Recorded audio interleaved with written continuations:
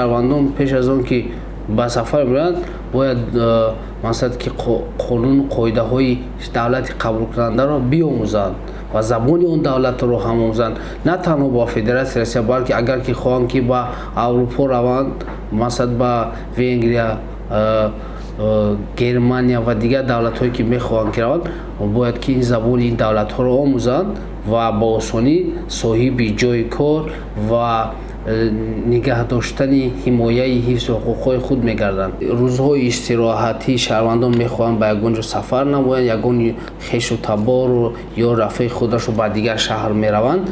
در این حالت شهروند باید که شناسنامه خارجی، ورقه مهنتی، ورقه بقیه‌گیری رو با خود داشته باشد، زیرا که اگر که مثلا در حالت تفتیش یکی از این حجت ها نباشد شهروند رو میتوانند به مثلا جوابگری کشند.